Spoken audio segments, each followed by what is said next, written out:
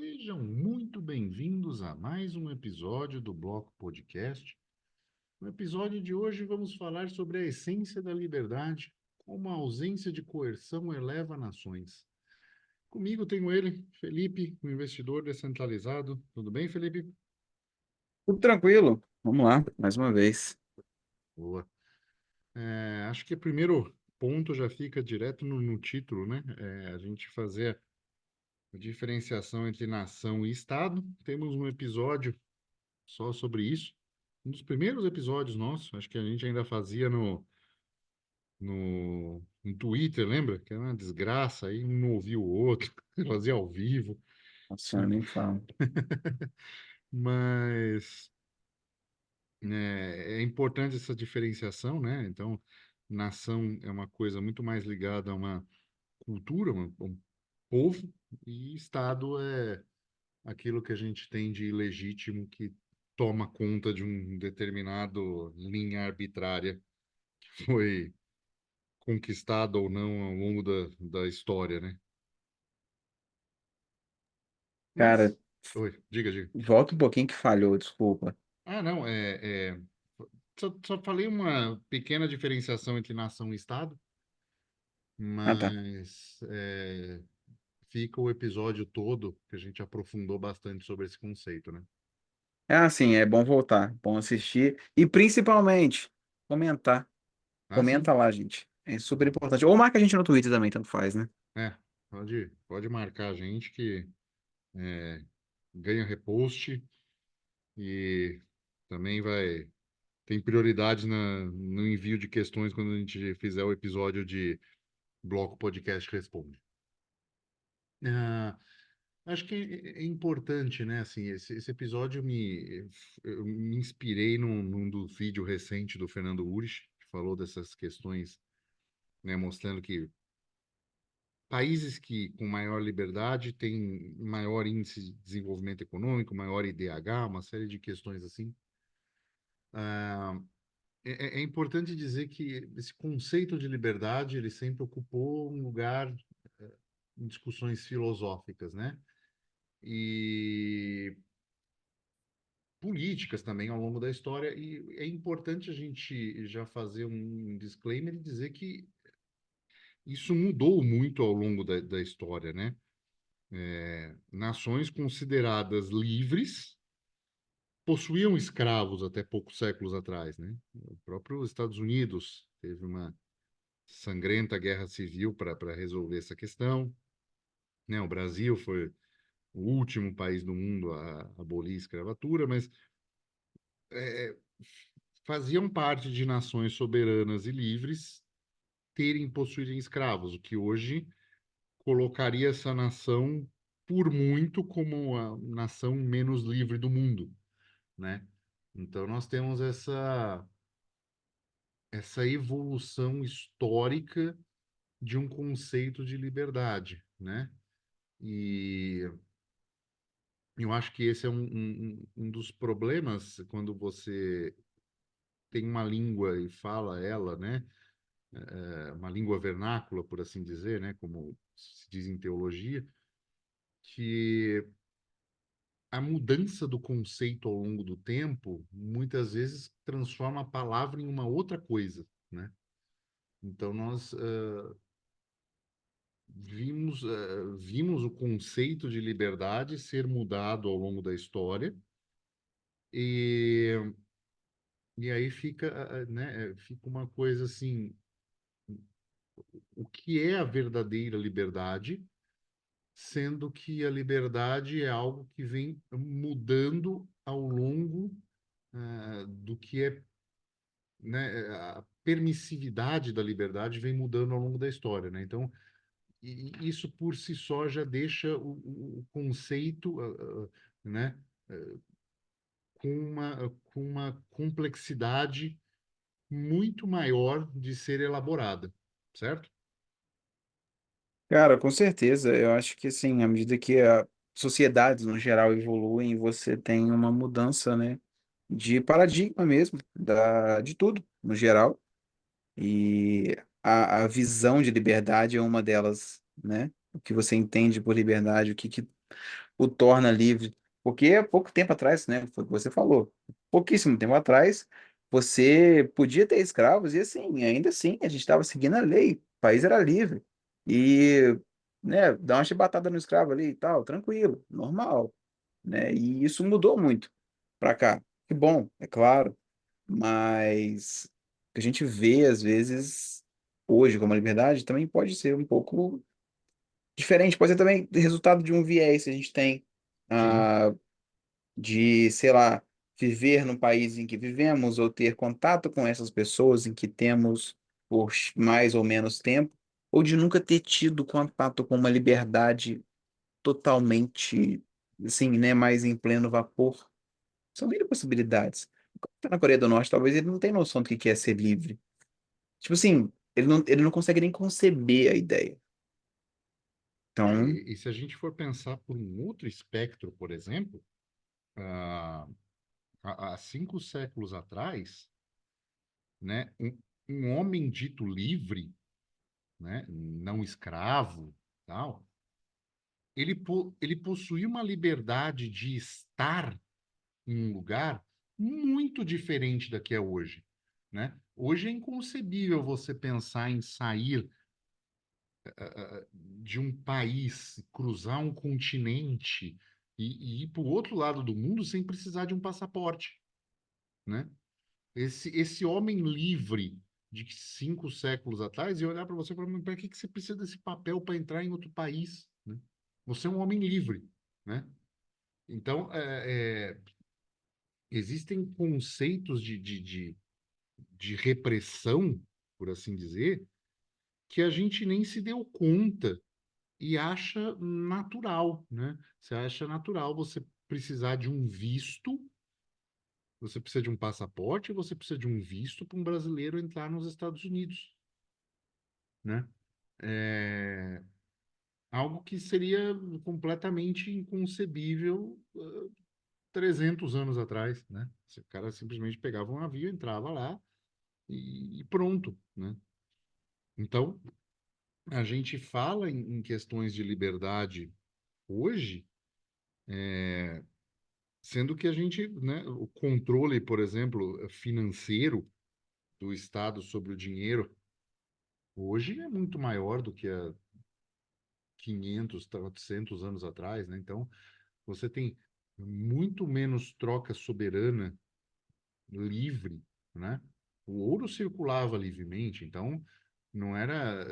Hoje em dia você precisa fazer uma troca gigantesca de papelzinho para, né? Você sai daí do Brasil com real, chega na Europa, precisa trocar por euro, aí vai para um país dentro da Europa também, precisa trocar de novo, né? Que não é da zona do euro, né? Vai para a Inglaterra, libra esterlina, vai para a Suíça o franco, e precisa ficar trocando de papelzinhos, coisas que você, indivíduo livre há 400, 500 anos atrás, pegava o seu ouro e era aceito normalmente em qualquer comércio. Então, ah, acho que a gente não vem num crescente de liberdade.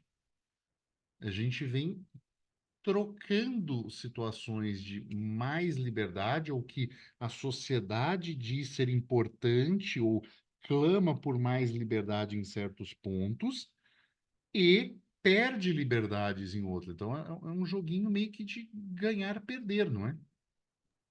é uma perspectiva interessante, na verdade, e eu, assim, até ainda pensei isso agora, à medida que você foi falando, que a gente tem um nível de liberdade, né? Nunca é absoluto, talvez nunca será, mas ela é sempre limitada por alguma coisa.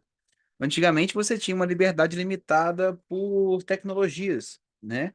Aonde o cara não conseguiria sair, sei lá, daí de Portugal e chegar no Brasil se não fosse numa navegação. Um pouco tempo Sim. atrás ainda ele nem faria essa movimentação. Hoje você tem um avião, né, que já facilita. Daqui a pouco você vai ter um teletransporte, por exemplo. Então assim, Meu- você é limitado mais ou menos, né? sim, meu pai foi de navio para o Brasil, né? Viagem de avião era caríssimo, né? Enfim, Atlântico era um desafio, né? Então, assim, normalmente as viagens mais antigas elas tinham uma rota de escalas, então descia para a África, né, da Europa para a África, fazia escala e cruzava, chegava no norte do Brasil, reabastecia, né, ia fazendo pinga-pinga ao redor do mundo. Então, e era muito menos acessível. Então, a gente tem uma liberdade realmente tecnológica hoje, né? Por exemplo, a gente está gravando, isso é um podcast intercontinental. Isso seria. Não é, assim, a gente está gravando em 10 mil, 9 mil quilômetros de distância um do outro. É. Então, é uma coisa impensável um tempo atrás. Isso dá uma liberdade geográfica das pessoas estarem, mas, ao mesmo tempo, outras coisas que poderiam evoluir com essa liberdade não evoluíram, né? Involuíram, né? O caso maior disso é o ouro, por exemplo, como moeda, né? Não circula mais, não é feito mais nada em cima dele, e você tem uma repressão, né? Eu simplesmente não consigo mandar diretamente euros para você aí e você receber, né? Assim, nem que seja papel moeda pelo correio é proibido. Eu não, né? Hoje em dia, o que veio a abrir em relação a essa liberdade é só através de criptomoedas, mas não tem não conseguia antes disso virar para você e falar assim, ó, vou te mandar uns euros aí, você recebe em euro. Não dava, né? Você ia acabar eventualmente recebendo em real, ia fazer uma transferência interbancária, o banco ia te cobrar um mundo de juros e ia te dar um troquinho em real na pior cotação possível, né?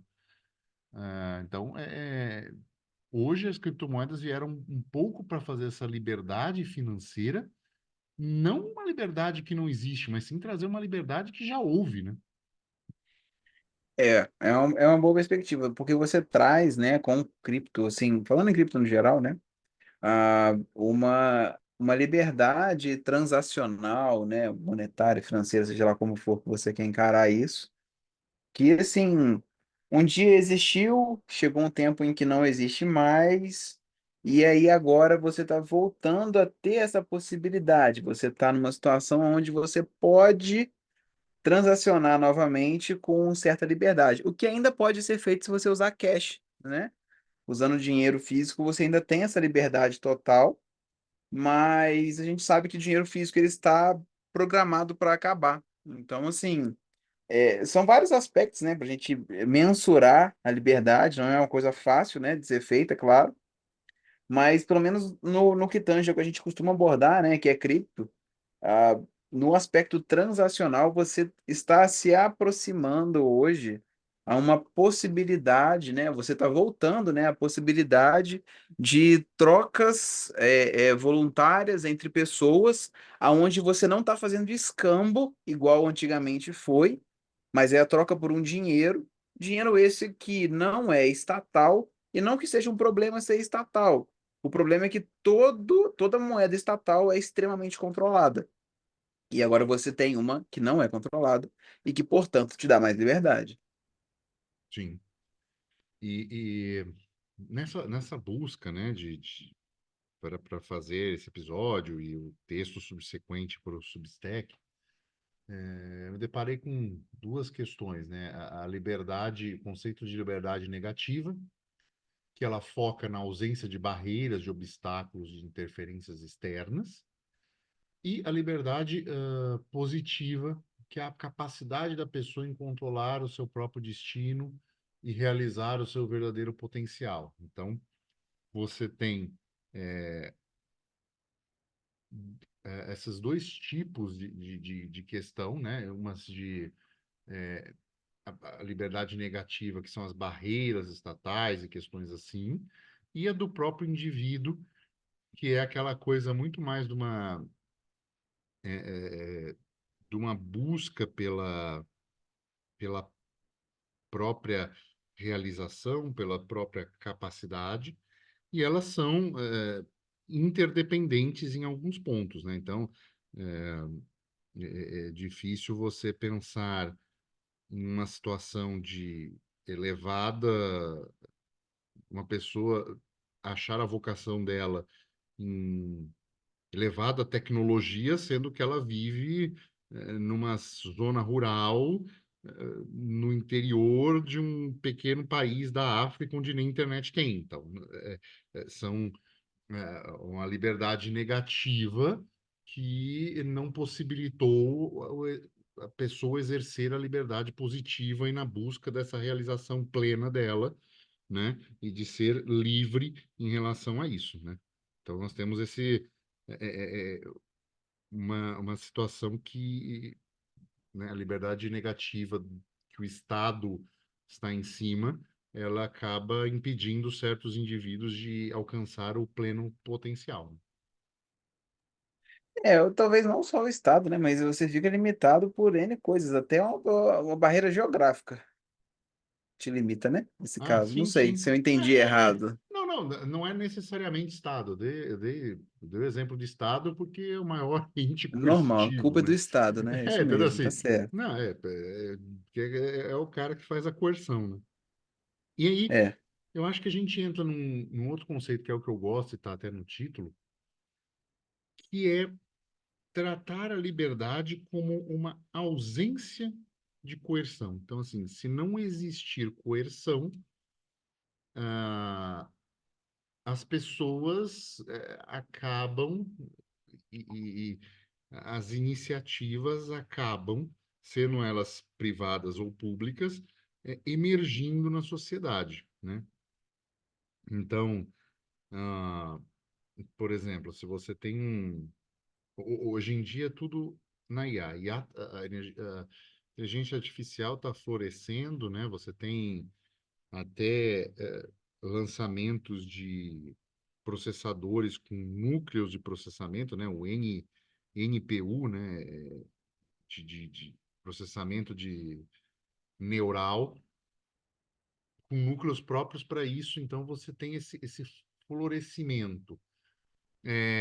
Se você começa a ter grandes regulações estatais, como, por exemplo, aconteceu na Itália, é proibido o chat GPT, é proibido a inteligência artificial, não sei o quê, tá, e começar a proibir isso, você começa a ter um ambiente mais coercitivo, ou seja, vão ser menos empresas, né? Não sei se você já teve essa experiência, né? Você não consegue gerar imagens na IA com uma série de personalidades famosas. Então, eu Ah, queria eu já fazer, reparei. eu queria fazer uma homenagem ao John Nash, falar, faça uma de John Nash. E ele não pode fazer de John Nash porque era uma figura pública, mal conhecida. Então, assim, é um ambiente coercitivo, né? Eu poderia fazer algo melhor se eu tivesse acesso ou se a ferramenta me permitisse fazer isso.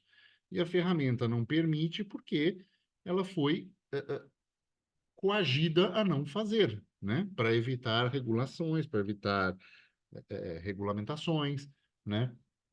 A gente vem vendo uma situação também nas criptos, né? Monero, principalmente, vem sofrendo um tantinho com deslistagem em corretoras. Por quê? Porque moeda de privacidade não é bem vista. Então, mas não é bem vista pela corretora? Não, a corretora quer saber do spread que ela ganha, né? Dessa troca que faz. Então, para ela, tudo é lucro, né? Agora, pro ente estatal, né, e tentar coagir crimes e aumentar a segurança, ele tira a sua liberdade. Então, ele vai fazer uma coerção. Eu acho que esse é um ponto interessante, né, da gente pensar o que seria determinado ambiente com a ausência de coerção. Já parou para se perguntar isso? É uma coisa interessante, né? Então, tem duas ideias, né? Eu acho que assim, o raciocínio que você tá levando é bom, porque leva, por exemplo, a um livre mercado, né? É interessantíssimo. Mas quando a gente fala em coerção no geral, eu já fico um pouco mais receoso, tendo em vista que eu vivo no Brasil e não que eu acho que seja necessário a coerção estatal através de polícia, através da Receita Federal, através de coisas do tipo. Mas é necessário alguma ordem moderadora, visto que o brasileiro, pelo menos, né, é completamente porco, é mal educado, não respeita as outras pessoas, comete crimes, né, e coisa do tipo. Então, tipo assim, é um ponto é uma coerção, tá? Eu sei, mas é um ponto no qual eu acho que seria necessário ter esse tipo de coisa, para que você mantenha a ordem, né? É, Mas eu vejo no Brasil que a coerção vai para o lado errado, entendeu? É, assim, a liberdade plena, ela se perde a partir do momento que o ser humano não é autossuficiente e depende de uma sociedade. Então, a sociedade, enquanto indivíduo, você abre mão de certas liberdades em prol da sociedade para você conviver, né, e agir, mesmo que seja nos princípios de não agressão. Então, assim, você tem que respeitar a propriedade alheia. Então, não é porque o cara tem uma mansão legal, você olha e fala assim, ah, legal essa mansão, quero morar aqui. Não, você não é o Boulos, então já começa por aí. ótimo. Né? Então, invadir propriedades, não. Então, você já tem aquela coisa, né, de suprimir o ego ou a vontade como um todo, né? Então, isso faz parte, né? Eu vejo que a coerção no Brasil ela vai para um lado muito ruim e muito perverso, né? Onde ela coage muito o cidadão de bem, que quer pagar imposto, que quer ter um serviço público, que quer ter uma série de questões, paz, principalmente, e querer tocar o negócio dele, querer, né? O Estado brasileiro coage muito isso e coage pouco a punição, né? Ninguém sairia na rua para assaltar se estatisticamente ele tivesse 5% de chance de sucesso. E Muito desse colocado. sucesso seria ou sucesso de não sobreviver ou sucesso de passar 30 anos preso. Essa possibilidade. Então, se ele tivesse 5% de sucesso nisso e esses 95% de fracasso fosse dividido igual entre ou passar 30 anos na cadeia ou ser morto por alguém, ele não faria. Por quê? Porque os incentivos coercitivos para isso seriam muito negativos. Agora, você tem mais de 90% de chance de alguém cometer um crime e não ser punido. Aí, meu amigo, e você tem um índice muito menor, né, de você abrir um comércio e não pagar uma taxa lá e aparecer um fiscal e fechar teu comércio. É Agora, exatamente essa relação que eu ia trazer. então assim, é, é, é, são situações, cara, que assim, você olha e fala assim, cara, então não vale a pena, né? É o desincentivo. A coerção, ela foca em algo muito errado, muito ruim, né? É, e aí você pega, seja o jovem, ou seja, as pessoas, elas começam a não ver vantagem em agir por dentro da lei, né? Seja no sentido de mais selvagem da coisa, do tipo, vou sair então roubando pessoas, né? Seja no sentido menos do tipo, cara, eu não vou pagar todas essas taxas aqui, eu vou dar um jeito de pagar menos, né? Então, é lógico que eu vejo uma brutal diferença nesses dois crimes, né? Crime que efetivamente alguém vai lá, atenta contra a vida, atenta contra a propriedade, do que eu sequer considero crime, que é alguém falar, se negar a cumprir uma lei injusta, né? Para mim, devia ser obrigação moral alguém fazer isso, não cumprir uma lei injusta. É, Mas, não, com certeza, mas o problema que é difícil, né? Porque quem tem o monopólio da força, né? Faz a lei injusta, já viu, né? sim, sim, mas eu vejo esse maior problema no Brasil, cara. Eu vejo, assim, o pessoal que vem para cá, brasileiro, que quer empreender, normalmente nada de braçada. Porque se o cara já empreendeu no Brasil, por mais que aqui a gente esteja falando que é um país burocrático, mas é muito menos, sabe? Qual é a alíquota de imposto? É tanto. Ah, mas e se for assim, acessado? Não, é tanto. É a mesma coisa. Não, mas é só uma? É só uma. Ah, mas e se eu mudar e colocar agora que eu quero adicionar um outro ramo na minha empresa, eu não quero fazer isso, isso, né? No Brasil isso muda completamente o regime tributário. Não, não, é a mesma coisa. Então é só acrescentar. Então tá. Então, você entendeu por que que o brasileiro que vem tentando empreender em outros países com maior liberdade financeira, o cara já passou muito perrengue na vida, sabe, tentando empreender no Brasil. Então acaba tendo facilidades. Isso só quem tenta realmente empreender aqui que sabe, viu? Porque, pô, cara, é a chuva de pica, viu? Porra, é difícil demais, sabe? Não, é foda, cara. É assim, parece sacanagem, mas assim, todo mundo que quer fiscalizar o seu comércio, tá todo mundo vivão o tempo todo, louco. Ué, essa taxa aqui que tá faltando? Aí, blá, aquela quebradeira em cima de você e tal, sabe? Como se você fosse o bandido da parada.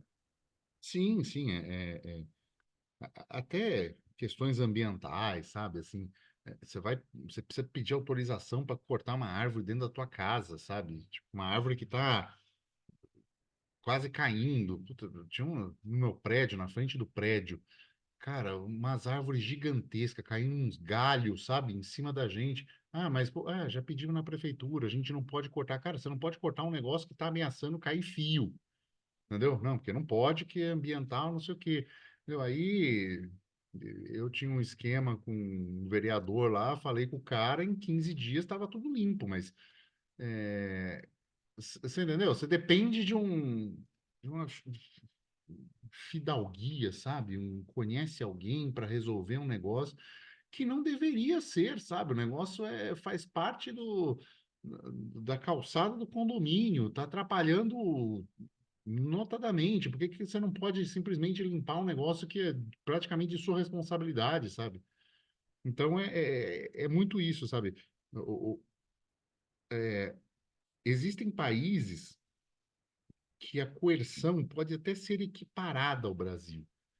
Mas a maneira com que essa coerção é feita e para quem ela é feita é que é totalmente diferente. Então, você tratar bandido de forma muito coercitiva tem um impacto na sociedade. Agora, você trabalhar, você coagir aquele que produz, aquele que efetivamente faz o seu país virar e a engrenagem da economia girar, cara, eu acho que o Brasil é um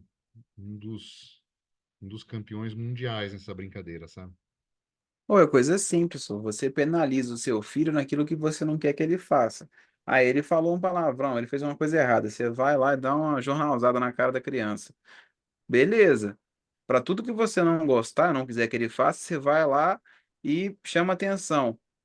O que a gente vê aqui na nossa realidade é que você é chamado a atenção por empreender e você não é chamado a atenção por roubar, por cometer Exato, crimes.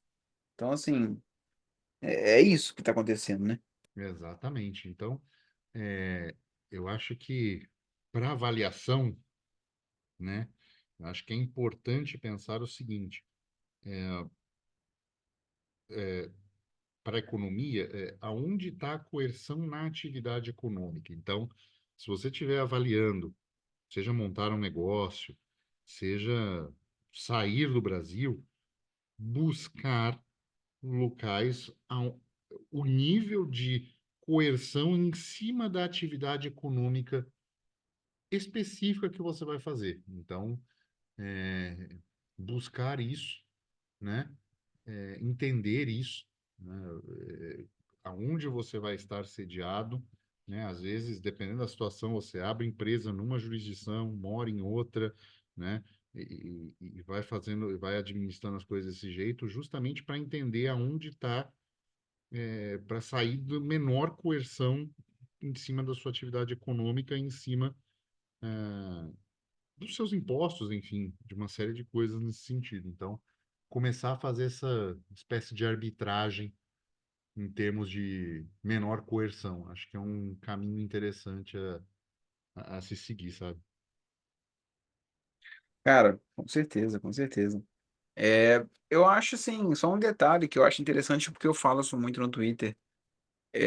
A gente, eu falo no Brasil, mas assim, eu vejo o mundo afora, né? A gente tem algumas liberdades, sim, outras não, mas eu acho que a gente consegue lutar sem o embate por por mais liberdade. A gente consegue lutar por mais liberdade sem ter um embate assim, sem você precisar sair de casa e protestar, por exemplo, né? É só um detalhe que eu gostaria de trazer que eu acho que isso pode ser feito Sim, temos até através do episódio, uso né? de criptos, né? Exatamente, eu queria linkar isso, né? A gente tem até um episódio, né, que a gente traz formas nas quais você pode protestar sem sair de casa. Exatamente. E a ideia, né, acerca de você usar cripto para isso significa você eventualmente ter muito mais liberdade, visto que você vai estar lutando por isso, porra, sentado no seu sofá. Mas você consegue fazer isso com cripto, porque por mais que a revolução seja pró-liberdade na transação, ela vai acabar afetando todo um outro sistema que só é mantido através de coerção. É um sistema que só existe por conta de uma retirada de recurso financeiro feita à base de coerção em cima do indivíduo livre, em tese livre, né? Exatamente. Exatamente. Então, assim, quem quiser, volta, vê o episódio de como aceitar cripto no comércio, começa a fazer isso, porque você está desfinanciando a coerção que está em cima de você, né? E com a segurança de cripto, muitas vezes você está desfinanciando até, inclusive, a atividade criminosa, né? Você está com ele em segurança, você não corre risco de assalto, você não risco de violência, né? A violência cai muito se você utiliza, se as criptos fossem utilizadas massivamente, porque não tem papel moeda, a briga ia ser por um outro um outro ponto, né? Então, você não teria tanta necessidade de coerção em cima de bens e de materiais e coisas assim. Uma coisa tende a melhorar e você colocaria, você diminuiria a capacidade coercitiva, né? Em último caso, você diminui a capacidade de coerção do Estado em cima de coisas que são injustas, né? Sim, na verdade, assim, a grande questão disso, que eu acho que é maravilhoso, é você poder não financiar, ou assim, não financiar uma coisa que você discorda. Se você concordar, você vai lá e paga, pô. Exato, exato. Bom, estamos encaminhando para o final, na hora da notícia. Manda aí. Vai achar aqui, peraí. Ah, não fechei, não. Ou, algo interessante a ser falado. Falando de Estado, né? São Paulo começa a estudar o potencial do Bitcoin e criptomoedas na administração pública. Inclusão do setor público na discussão acerca de criptomoedas foi destacado pelo deputado tal, porque ele acredita que a tecnologia ela pode melhorar a vida das pessoas e combater a corrupção na transparência dos gastos públicos. É engraçado você ouvir um político falando isso, né? Mas sim, é isso que foi falado. Ele fala sobre explorar o potencial dos criptoativos na administração pública da cidade, e aí fez uma palestrinha, blá blá blá blá blá blá. E detalhe que tem uma coisa interessante que é trazido aqui, que é um dado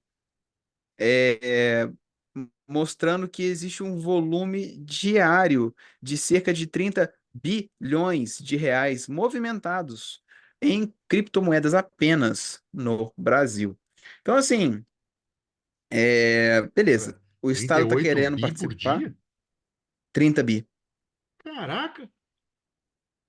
30 bi. Sabe qual que é o pior disso tudo? É o governo saber o quanto está sendo movimentado. É blockchain pública, né? Então, aí que tá, né? Mas, enfim, é, isso é um problema, mas beleza, vamos falar. O Estado está começando a se inteirar, né, acerca de cripto, né, no geral, falando disso, abordando isso, promovendo cursos disso, que assim, eu não sei se é bom ou se é ruim, eu acho que é aquela coisa, o Estado ele nem precisaria existir, então assim, É não faz ruim, diferença. porque é o seguinte, é um dinheiro que não é dele. Você está promovendo, alguém está recebendo, entendeu? Assim, é ruim, É, assim, e muitas vezes quem financiou não quer saber disso. Então, assim, isso. é ruim para os indivíduos, né? Então, eu acho um ponto ruim por isso. Agora, o segundo é, cara, até quando a gente vai ficar fomentando informações, alimentando de informações o ente que a gente é contra, sabe?